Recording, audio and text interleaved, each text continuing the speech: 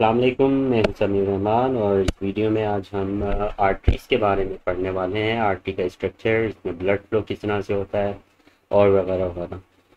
Arteries का जो structure है वो इस तरह का है कि इसमें थ्री टाइप्स की लेयर्स होती हैं। इसका अगर हम आर्टरीज़ का क्रॉस सेक्शन अगर हम देखते हैं तो इस क्रॉस सेक्शन में थ्री टाइप्स की जो लेयर्स मौजूद होती हैं। तो सबसे आउटर लेयर जो होती है इसमें उसका नाम होता है ट्यूनिका एक्सटर्ना। और ट्यूनिका एक्सटर्ना में कोलेजन फाइबर्स होते हैं और कोलेजन फाइबर्स जो हैं वो ग्लाइकोप्रोटीन के बने हुए इस तरह के फाइबर हैं जो कि वेसल्स को, आर्टरीज को स्ट्रेंथ और इलास्टिसिटी प्रोवाइड कर रहे हैं। उसके अलावा उसके नीचे जो है ट्यूनिका एक्सटर्ना से नीचे की तरफ जो है एक और लेयर होती है। उस लेयर को हम ट्यूनिका मीडिया कहते हैं और ट्यूनिका मीडिया में स्मूथ मसल्स प्रेजेंट्स होते हैं और इसके अलावा इलास्टिक फाइबर्स भी मौजूद होते हैं। तो इसका भी काम ये है कि स्ट्रेंथ प्रोवाइड कर रहा है और इसके अलावा जो है इलास्टिसिटी भी ये प्रोवाइड कर रहा है। और ट्यूनिका इंटरना सबसे आखिरी जो लेयर आपको नज़र आ रही है यहाँ पर, ये है ट्यूनिका इंटरना इंटीमा। और ये एंडोथेलियम सेल्स की बनी हुई एक लेयर होती है और ये आपको इसका ल्यूमेन नज़र आ रहा है। ये जो स्पेस है, इंटरनल स्पेस जहाँ से ब्लड फ्लो करता है, ये इसका ल्यूमेन कहलाता है। आर्टरीज में जो ब्लड फ्लो है वो इस तरह से होता है कि जब वेंट्रिकल्स कॉन्ट्रैक्ट होते हैं तो उसे हम कहते हैं वेंट्रिकुलर सिस्टोली। वेंट्रिकुलर सिस्टोली के दौरान ब्लड जो है पोर किया जाता है सिस्टमैटिक एओर्टा में और पल्मोनरी आर्टरी में। तो सिस्टमैटिक एओर्टा और पल्मोनरी आर्टरीज और उसके अलावा ब्लड की बॉडी की जितनी भी आर्टरीज होती हैं उसके अंदर एक जर्क के साथ, एक झटके के साथ जो है वो ब्लड आ जाता है और यहाँ का जो ब्लड प्रेशर है वो ज़्यादा हो जाता है। तो ब्लड का प्रेशर ज़्यादा होने की वजह से जो आर्टरीज का ल्यूमेन है, ये ल्यूमेन जो है वो डायलेट हो जाता है। अभी पहले ल्यूमेन इतना था, अब ल्यूमेन जो है इसका डायलेट हो जाएगा, स्प्रेड हो जाएगा या चौड़ा हो जाएगा, यूँ समझ लें कि स्प्रेड हो जाएगा। वेंट्रिकुलर सिस्टोली के दौरान हमने देखा कि ल्यूमेन क्या हो गया, डायलेट हो गया। ल्यूमेन डायलेट, ठीक है, डायलेशन हो जाएगी इसमें। उसके बाद जब वेंट्रिकुलर सिस्टोली के बाद जो दूसरा इवेंट होता है हार्ट बीट के दौरान वो होता है वेंट्रिकुलर डायस्टोली।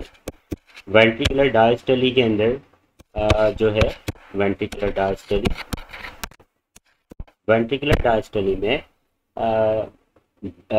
वेंट्रिकल्स रिलैक्स होते हैं और इन आर्टरीज के अंदर ब्लड प्रेशर कम हो जाता है और ये आर्टरीज दोबारा कॉन्ट्रैक्ट हो जाती हैं, दोबारा कॉन्ट्रैक्ट हो जाती हैं। और कॉन्ट्रैक्ट होने की वजह से जो है, मतलब कॉन्ट्रैक्ट इस तरह से होती है कि दोबारा अपनी असल हालत में आ जाती है।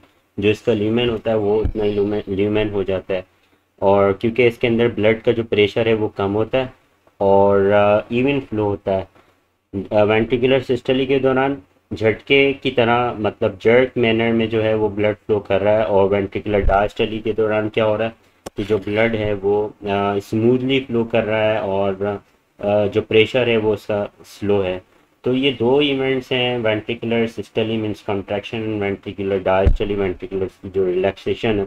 इसके दौरान वेसल्स भी जो है वो इसी तरह से डायलेट और कॉन्ट्रैक्ट होती है और उसका ब्लड का जो प्रेशर है वो भी कम और ज़्यादा हो जाता है। तो इस फ्लो, इस टाइप के फ्लो ऑफ ब्लड को या सर्कुलेशन को हम कहते हैं पल्सेटरी। तो इसमें जो आर्टरी में ब्लड फ्लो होता है वो पल्सेटरी इन नेचर होता है। तो इसमें पल्सेशन हम महसूस कर सकते हैं, आर्टरी में पल्सेशन जो है वो ब्लड फ्लो के दौरान महसूस करते हैं, जो कि वेंट्रिकुलर सिस्टोली और वेंट्रिकुलर डायस्टोली को इंडिकेट करती है।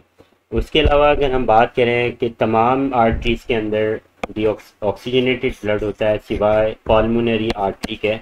पल्मोनरी आर्टरी राइट वेंट्रिकल से डीऑक्सीजनेटेड ब्लड लेकर ऑक्सीजनेशन के लिए लंग्स में पहुंचाती है, लंग्स में ले जाती है। पल्मोनरी आर्टरी के अलावा जितने भी आर्टरीज हैं हमारी बॉडी में वो सारे के सारे ऑक्सीजनेटेड ब्लड जो है वो सर्कुलेट करवाती हैं। और उसके अलावा हम देखें इसकी लोकेशन जो हमारी बॉडी में होती है, तो इसकी पोजीशन जो होती है हमारी स्किन से बिल्कुल डीप होते हैं और आर्टरीज हमें अपनी स्किन के ज़रिए नज़र नहीं आते। वेन्स हमें अपनी स्किन के ज़रिए नज़र आ जाती हैं। ये डीपली सीटेड होती हैं और इसके अलावा इसके अंदर कोई वाल्व नहीं लगा होता। वाल्व का मतलब क्या है कि क्योंकि ये मान लें कि एक आर्टरी है और आर्टरी के अंदर जो ब्लड मूव कर रहा है वो अवे फ्रॉम द हार्ट कर रहा है, और आपको पता है कि जो ब्लड मूव करेगा वो जर्क की फॉर्म में मूव कर रहा है। और जर्क की फॉर्म का मतलब क्या है, वेंट्रिकुलर डायस्टोली के दौरान फुली प्रेशर के साथ जो है ब्लड को पोर किया जाता है आर्टरी में, और वो ब्लड जो है वो मूव करता है फिर आगे की तरफ। तो उसमें प्रेशर ज़्यादा होता है इस वजह से। अब यहाँ पर कोई वाल्व की ज़रूरत नहीं पड़ती। वाल्व की इसलिए ज़रूरत नहीं पड़ती क्योंकि ये जर्क फॉर्म में जो है वो ब्लड फ्लो कर रहा होता है, और इस वजह से ग्रेविटी का जो असर है इसके ऊपर कम होता है, और ब्लड जो है वो बैक फ्लो के चांसेस नहीं होते। तो ब्लड क्योंकि बैक फ्लो नहीं हो सकता है, इस वजह से valve no need of valve कोई वाल्व नहीं होता। बैक फ्लो से बचाने के लिए कोई वाल्व नहीं होता, क्योंकि ऑटोमेटिकली बाय नेचर जो है वो जर्क की फॉर्म में या पल्सेशन की फॉर्म में जो है ब्लड फ्लो कर रहा होता है। तो ये था हमारा आज का लेक्चर। अगर कोई क्वेश्चन है, कोई कमेंट है तो आप पूछ सकते हैं कमेंट सेक्शन में। बहुत शुक्रिया।